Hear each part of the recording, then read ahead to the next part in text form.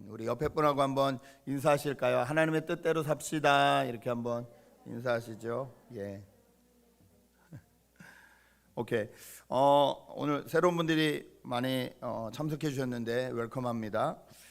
저희는 사도행전, 성경의 사도행전과 바울이 쓴 편지들을 시간별로 계속 연결하는 작업을 한 10개월간 했습니다. 오늘은 이제 사도행전과 이 바울이 쓴 편지를 마무리하는 날입니다. 바울이 마지막으로 쓴 편지가 디모데후서입니다. 이 바울은 이 디모데후서를요 로마 감옥에서 썼는데 첫 번째 감옥에 잡혔을 때가 아니라 두 번째 감옥에 잡혔을 때 이것을 썼다라고 많은 성경학자들은 이야기하고 있습니다. 그렇게 이야기하는 이유는요, 디모데후서 4장 13절을 보면 바울이 이제 디모데에게 부탁을 하는데 뭐라고 하냐면, 드로아에 있는 가보의 집에 내가 두고 온 외투를 좀 가지고 와 달라, 그리고 거기 있는 책들을 좀 가지고 와 달라, 이런 그 글이 써 있습니다. 무슨 말이냐면, 바울이 로마 감옥에서 한번 잡혔다가 풀려났잖아요. 풀려나서 복음을 전하다가 그 드로아 지방에서 긴급 체포가 된 것 같습니다. 그래서 자기의 옷도 챙길 새도 없이 책도 챙길 새도 없이 바로 로마로 끌려가서 감옥에 투옥을 당하고 바울은 여기서 이제 생명을 마무리하게 되는 거죠. 그래서 이제 마지막에 자기가 가장 사랑하는 영적인 아들이라고 불렸던 디모데에게 편지를 하면서 네가 나를 좀 보러 왔으면 좋겠다, 겨울이 되기 전에 왔으면 좋겠는데 그때 이걸 좀 가지고 와줬으면 좋겠다, 이렇게 부탁을 합니다. 저는 일주일 동안 이 디모데후서를 묵상하면서 내가 이 땅에서 마지막 날을 맞이하고 그날 사랑하는 사람들에게 나는 무슨 이야기를 해주고 싶을까? 이게 진짜 마지막이라면 나는 사랑하는 사람들에게 무슨 이야기를 해주고 싶을까? 그것을 좀 묵상하게 되었습니다. 여러분은 어떠실 것 같습니까? 이게 내 마지막 시간이고 내가 사랑하는 사람들한테 글을 남길 수 있는 찬스가 있다면 무슨 말을 해주고 싶으실까요? 사랑한다는 말을 해주고 싶으시겠죠? 그것으로도 충분할 수 있는데 좀 더 구체적으로 뭘 얘기해주고 싶을까? 바울은 디모데에게 무슨 이야기를 해주고 싶었을까? 그래서 오늘 좀 한번 살펴보려고 합니다. 바울은 이 디모데후서에서 이 예수님을 따르라는 것을 권면하면서, 예수님을 따르는 것은 군사 같기도 하고 군인 같기도 하고 운동선수 같기도 하고 농부 같기도 하다라는 것을 2장에서 비유로 말합니다. 무엇을 말하고 싶으냐면, 뭔가 골이 있어서 그 골을 이루려 하면 노력을 해야 된다는 거예요. 운동선수가 룰을 지키지 않고 훈련하지 않고 그 골을 이룰 수 없는 것처럼, 농부가 좋은 열매를 맺으려면 수고하고 애써야 되는 것처럼, 그렇게 예수를 믿는, 예수를 따르는 우리들도 그렇게 가야 된다는 거예요. 이것은 저희가 저희 아이들에게 또는 저희 주변의 사람들에게 얼마든지 말하고 있는 거죠. 노력 없이 얻어지는 건 없다. No pain, no gain. 그런 말 많이 하잖아요. 너무 당연한 말이죠. 그런데 이것만 그냥 말하는 것이 아니라 3장으로 넘어가면 바울은 이 마지막 때가 어떤 때인지에 대해서 얘기해줘요. 그게 뭐냐면, 하나님을 사랑하지도 않고 서로 교만하고 서로 잘났다고 하고 쾌락에만 빠져서 살고, 이 세상에서 일어나는 사건들과 모든 일들, 세상이 이렇게 돌아갈 것이다라는 것을 얘기해줘요. 마치 꼭 이 21세기 지금을 와 있는 것처럼 그렇게 얘기를 해줍니다. 그렇게 바울이 쭉 얘기를 해준 다음에 뭐라고 하냐면, 그 가운데서도 하나님을 믿는 사람들이 어떻게 살 수 있을까 이야기를 해주는 거죠. 여러분, 디모데후서 3장 앞부분에 나오는 이 현상들은요, 죄로 인해서 깨어져 버린 이 세상에서 일어나는 현상들입니다. 이 세상은 이미 죄로 인해서 깨어져 버렸고 그것으로 인해서 이런 수많은 나쁜 현상들이 일어난다는 거죠. 그런데 그 가운데서 하나님을 믿는 사람들은 그럼 어떤 특권을 가지고, 어떤 프리빌리지를 가지고 살아갈 수 있다라고 바울은 말하고 있나? 바울은 절대 하나님을 믿으면 너무 쉽고 좋은 세상이 열릴 거라고 말하지 않아요. 세상은 이미 타락하고 죄로 물들어서 이렇게 되어 버렸다고 얘기하고, 하나님을 믿는 사람들도 그 세상에서 살아야 된다고 얘기해요. 그런데 그 세상에 살면서 그럼 특권이 뭐냐는 거죠. 바울이 말하는 첫 번째 특권은 뭐냐면요, 하나님을 경험하는 특권이 있다는 거예요. 하나님을 체험할 수 있다는 거예요. 여러분 언제 하나님을 경험하셨는지요? 최근에 어떤 사건으로 어떤 일로 하나님을 경험하셨는지. 아, 하나님 살아계시구나. 아, 하나님이 나와 함께 하시는구나. 이렇게 경험하신 사건이 최근에 어떤 사건이셨는지. 평안하고 기쁘고 즐거울 때도 하나님을 경험할 수 있죠.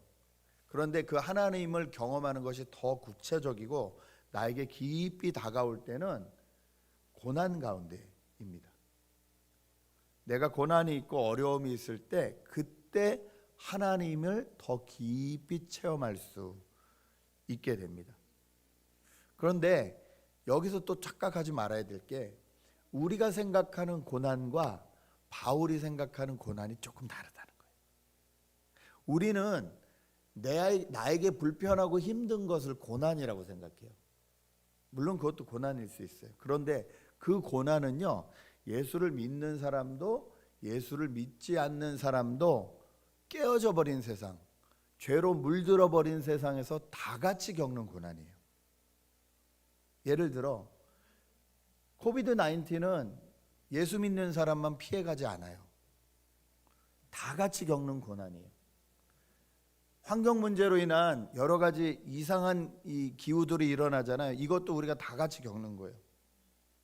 인종차별, 분쟁, 전쟁, 깨어진 세상에서 다 같이 일어나는 고난이에요. 하나님은 이 고난을 기뻐하지 않으세요. 그리고 이 고난에서도 우리를 구원하기 원하세요. 그래서 예수님을 보내주셨어요. 그런데 바울은 지금 그 고난을 말하고 있는 게 아니에요. 바울이 여기서 핍박이라는 단어를 사용했습니다. 이것은 뭐냐면요, 정말로 적극적으로 하나님을 따르고 살려고 할 때 일어나는 고난을 말해요. 하나님을 정말 따르고 살려고 할 때 일어나는 고난이에요. 그러면 저희가 좀 긴장이 되죠. 이 한국말에 또 박해 이렇게 써 있잖아요. 박해 그러면 목숨을 잃어야 되나? 게다가 12절 보세요. 12절은 뭐라 그러냐면, 그리스도를 따라 경건하게 살려는 사람들은 다 박해를 받을 것입니다. 피어리어드예요. 박해를 받을지도 모릅니, maybe가 아니에요. 박해를 받을 것입니다. 아, 예수 괜히 믿었나 보다. 아, 이걸 어쩌지?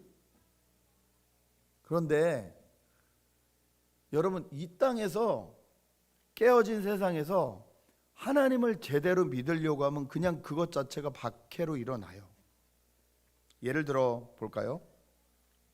이 세상에서 내가 세상의 풍조를 따르지 않고 하나님의 뜻을 구하려고 하면 세상의 기준과 가치와 부딪힙니다.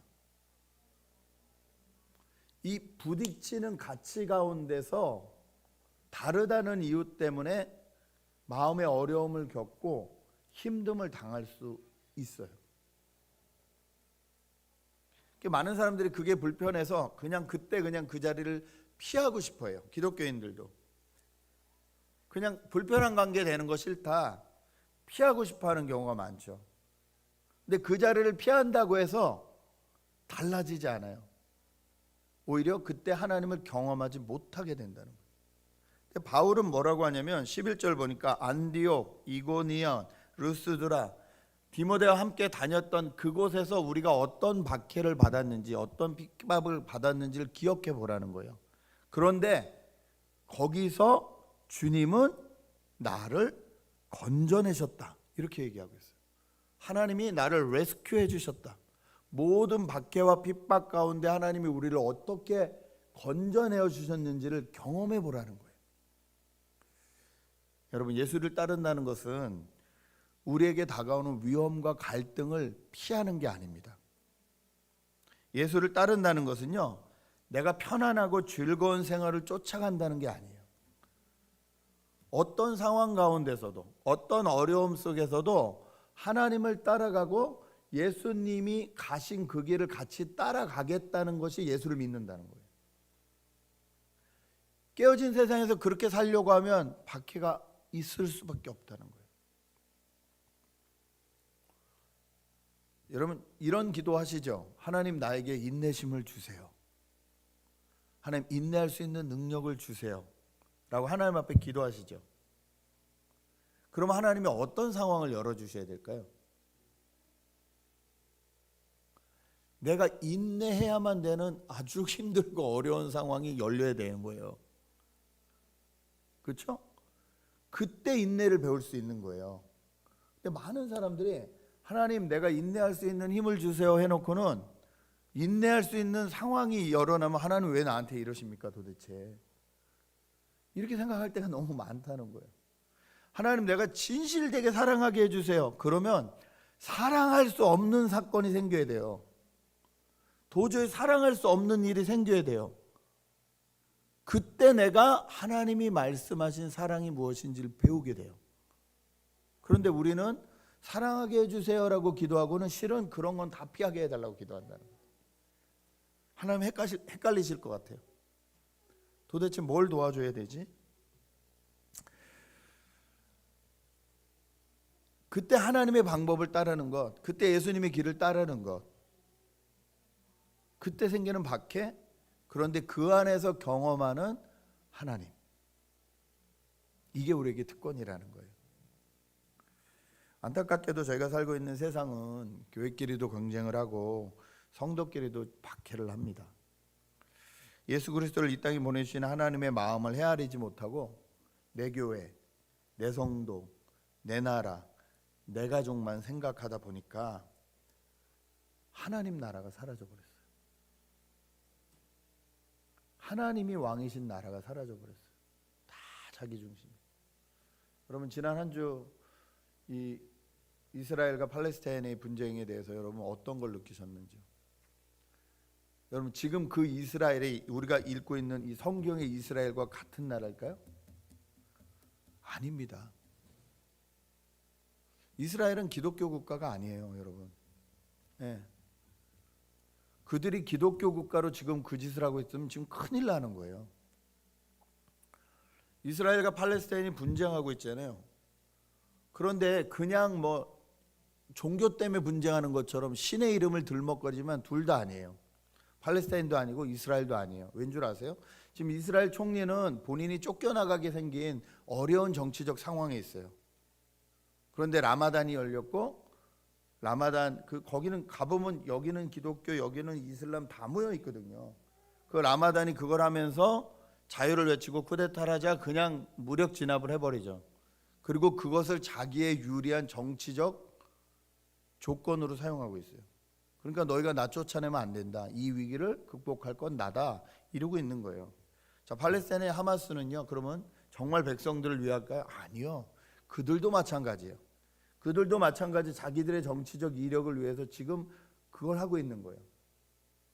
신의 이름으로. 정말 성경에 예수님이 하시면 복창 터지실 일이에요.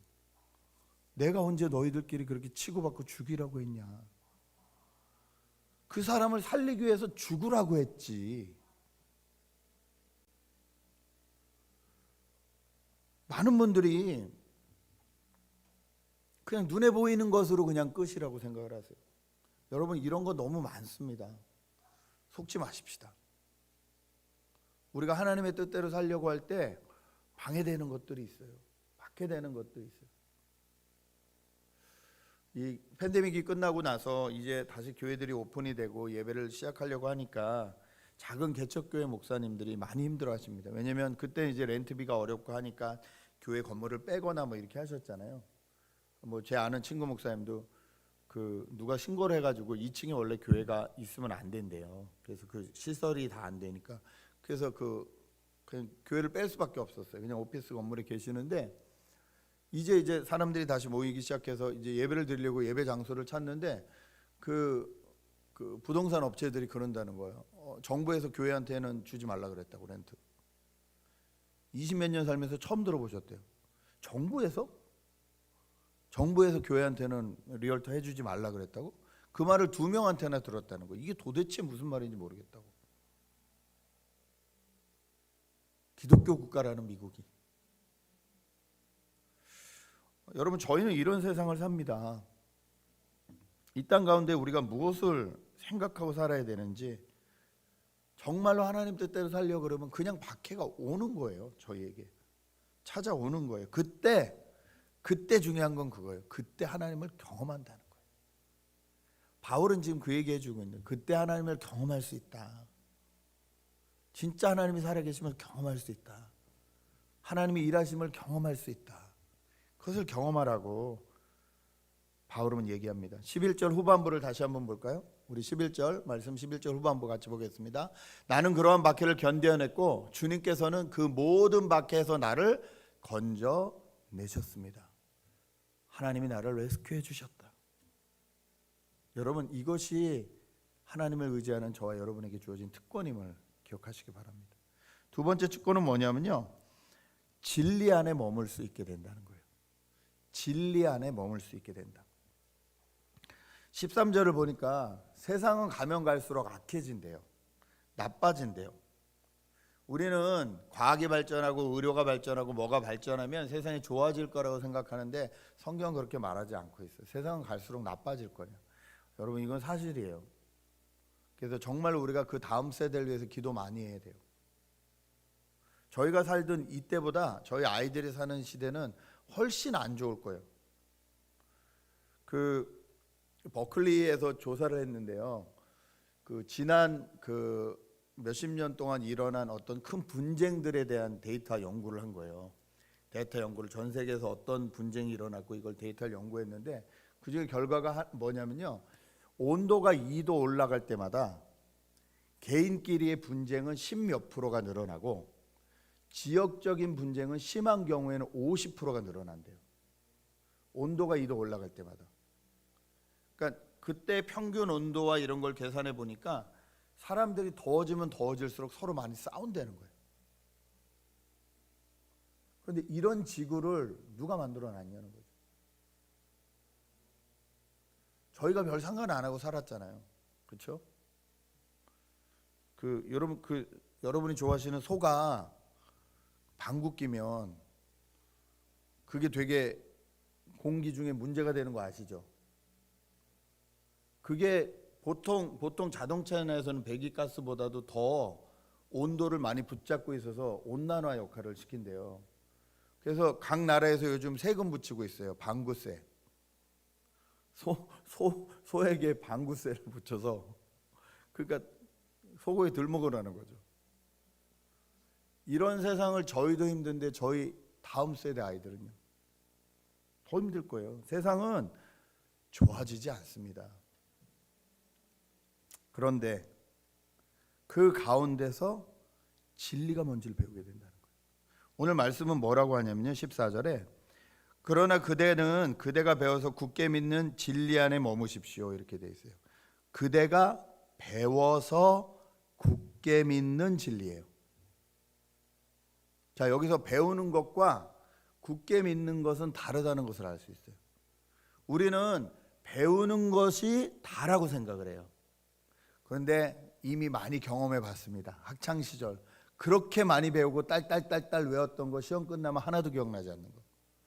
왜 기억나지 않을까요? 내 삶에 별로 도움이 되는 게 아니거든요. 근데 진짜 배워서 내 안에 오래 남는 것들이 있어요. 그것은 내가 경험한 것들이에요. 경험한 것들이에요. 진리는요, 하나님의 말씀을 배우고 그것을 내 삶으로 경험할 때 나타납니다. 그것이 그 사람에게 진리가 돼요. 배운 말씀이 내 생활 안에서 부딪히고 경험되고 확신돼야 진리로 자리 잡는다는 거예요. 어제 종호 형제가 결혼할 자매를 데리고 집에 인사하러 왔습니다. 6월에 결혼을 한다고 합니다. 이 팬데믹 때문에 또 많은 분들 참여도 못하고 좀 어려움이 있겠지만 어쨌든 그래서 왔어요.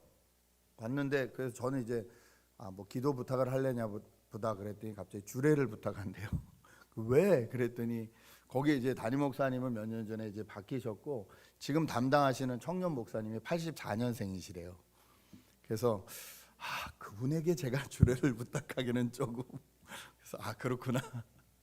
그래서 이제 다시 그럼 이 결혼을 위한 메리지 매니지먼트를 해야 되거든요. 이 카운셀링을 해야 되니까 스케줄을 다시 잡고 뭐 식 준비를 또 해야 되고 이렇게 준비를 하면서 쭉 얘기를 하면서 결혼식이 아니라 결혼 생활에 대한 이야기를 하기 시작했어요.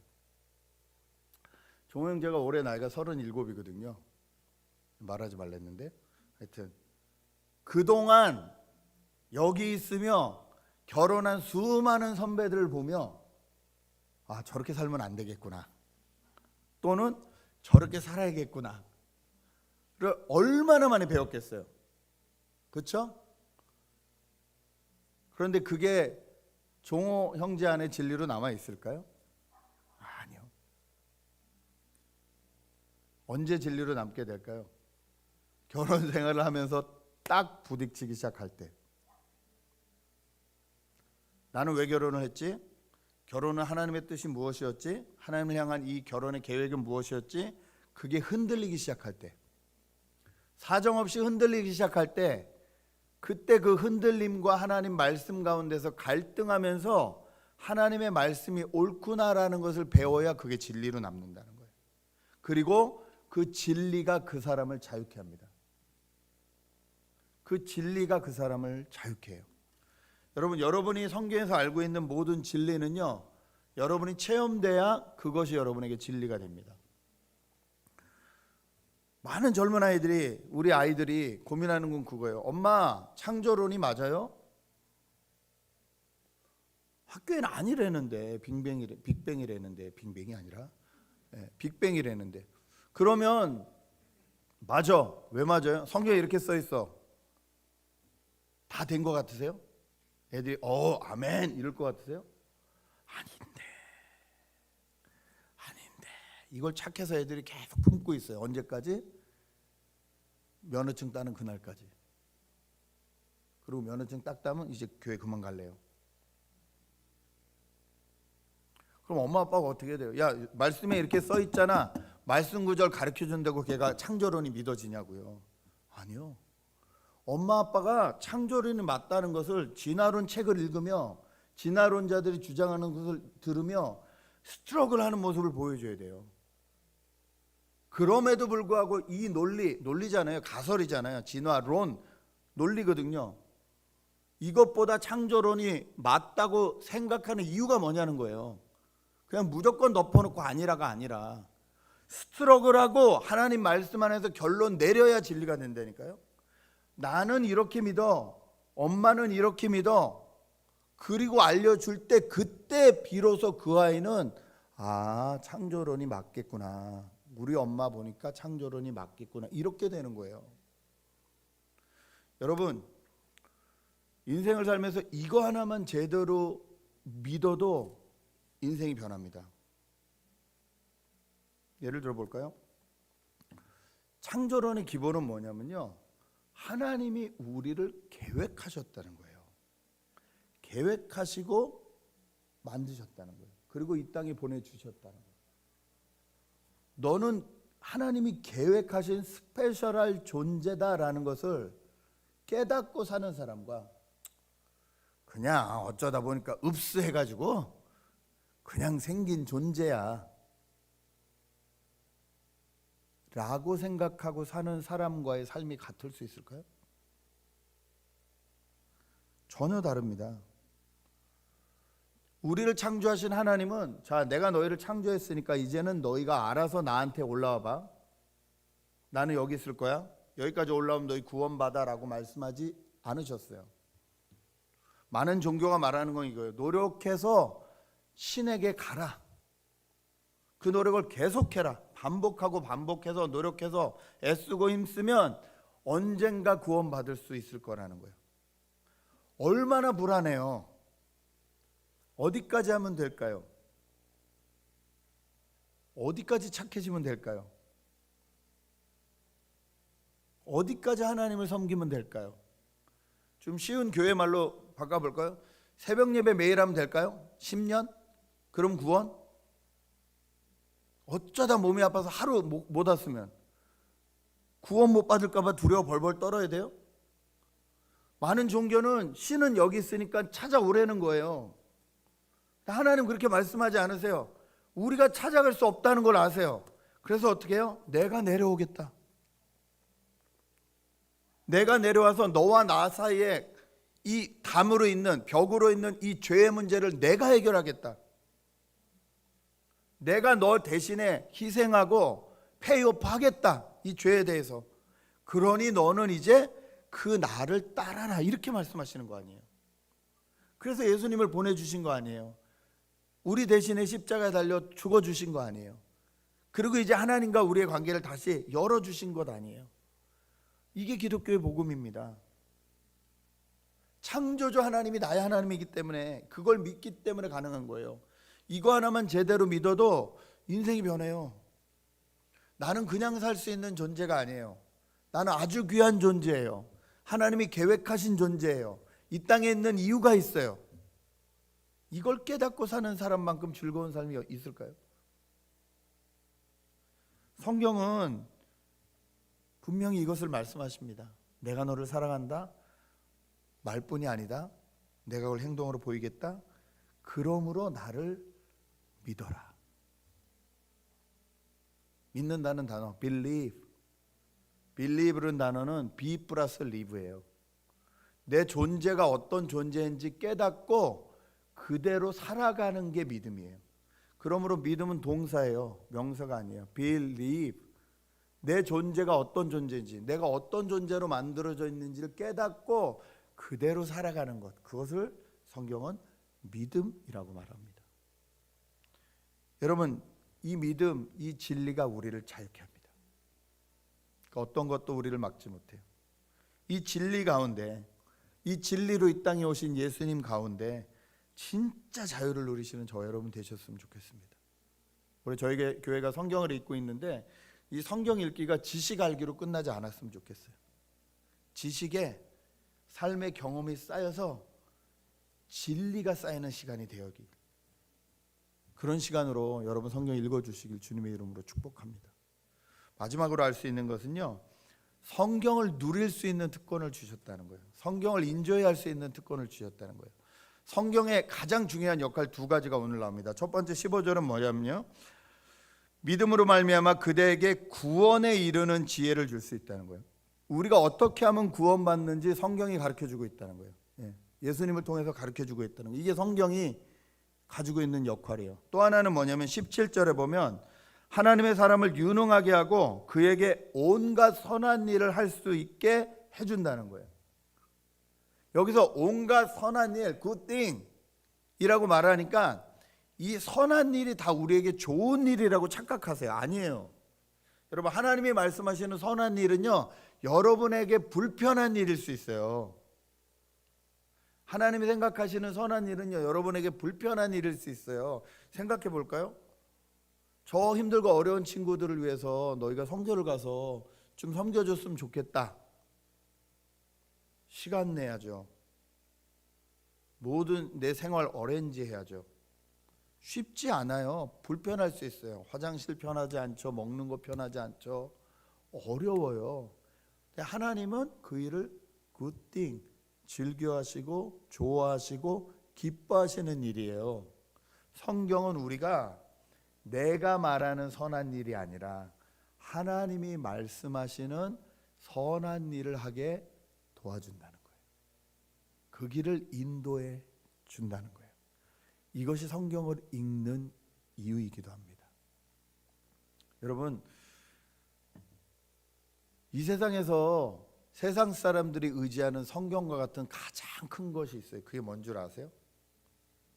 돈이에요. 돈으로 구원받을 수 있을 것 같거든요. 병원도 갈 수 있고 음식도 살 수 있고 내 가족도 행복하게 해줄 수 있을 것 같으니까 가장 비슷한 게 돈이에요. 근데 우리는 이미 경험했어요. 이 돈이 코로나 앞에서는 아무 소용이 없다는 거. 이 돈이 환경 문제에서도 아무 소용이 없다는 것. 이것을 하나님은 말씀하고 계신다는 거예요. 여러분, 우리를 구원해 줄 수 있는 것은 물질도 아니고 세상적인 생각도 아니에요. 우리를 진짜 구원해 주실 수 있는 것은 하나님의 말씀입니다. 죽을 때만 구원해 주시나요? 아니요. 살아있는 동안에도 하나님의 말씀은 우리를 계속 구원해 주세요. 여러분 그 구원 경험해 보셨습니까? 제가 목사지만 저도 결혼 생활에 여러 번 위기가 있었습니다. 정말 큰 위기들이 있었습니다. 아내가 얼마나 힘들었는지 아무것도 할 수 없었을 때가 있었어요. 근데 참 하나님께 감사한 게 그때 하나님이 아내에게 사람을 하나 붙여주셨어요. 저희 집이 라팔마에 살 때 파사디나에 아는 한 사모님이 우리 그냥 아줌마들끼리 모여서 성경 공부하는 모임 있는데 거기 한번 와보라고. 보통 거기 가겠어요? 내 지금 결혼 생활이 깨지느냐 마느냐, 내 힘들어 죽겠는데. 근데 하나님이 아내에게 은혜를 주셔서 거기라도 가봐야겠다는 생각이 들어서 매주 1시간 운전을 하고 거길 다녔어요. 가서 성경 공부를 하는데 말씀이 들리겠어요? 안 들리죠. 힘들고 어렵죠. 그냥 앉아 있는 거예요. 본인 말에 의하면 그냥 앉아 있었다고. 그렇게 일주일이고 2주일이고 한 달이고 2달이고 그냥 그 자리에 앉아 있었다고. 그들이 성경 공부하는 것을 그냥 지켜보고 있었고 그들이 말하는 것을 그냥 듣고 있었다고. 그런데 그렇게 그 자리에 있으니까 하나님이 말씀하시더라고.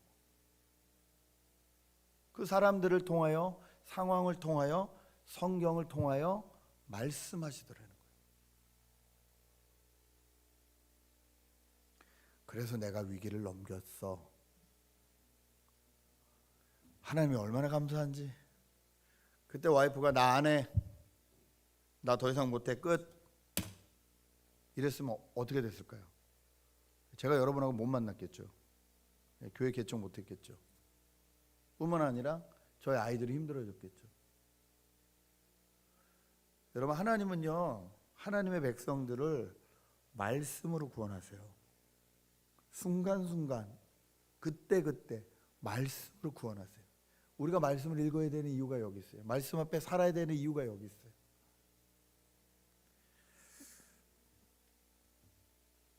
하나님이 어떤 마음을 가지고 계신가, 그것을 가르쳐 주는 것이 성경입니다. 어떤 상황에서도 우리를 구원하시겠다고 약속해 주는 말씀이 성경입니다.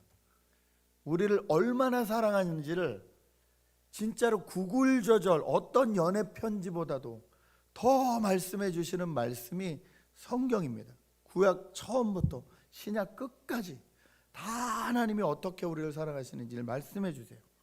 이 말씀을 읽을 때 우리는 하나님의 마음을 알게 되고 그 말씀에 순종할 때 우리는 하나님을 누리게 된다는 거예요. 이게 특권이라는 거예요. 여러분, 우리에게 주어진 이 특권을 잘 사용하며 사는 저와 여러분 되셨으면 좋겠습니다. 예수님이 가신 길을 따라가면서 고난과 핍박 속에서도 하나님을 더 깊이 경험하시길 바랍니다. 말로만 머리로만 아는 진리가 아니라 삶으로 경험된 진리, 그 안에서 자유를 누리시는 저와 여러분 되셨으면 좋겠습니다. 성경 안에 있는 구원의 길, 소망의 길, 선한 일을 따라갈 수 있는 이 모든 길을 같이 걸어가시면서 하나님을 마음껏 누리시는 저와 여러분 되시길 주님의 이름으로 축복합니다. 지금 같이 한번 기도했으면 좋겠습니다. 기도할 때 이렇게 한번 기도했으면 좋겠습니다.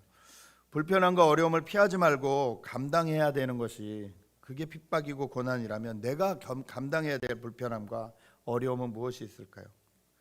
머리라만 알고 있어서 진리라고 말해주지 못하는 부분은 과연 어떤 부분이 있을까요? 내가 성경을 누리지 못하고 있다면, 내가 성경을 누리지 못하게 나를 방해하는 것은 도대체 무엇일까요? 이 시간에 함께 기도하면서 나에게 말씀해 주신 하나님의 음성을 같이 좀 들었으면 좋겠습니다. 함께 기도하시겠습니다. 아버지 하나님,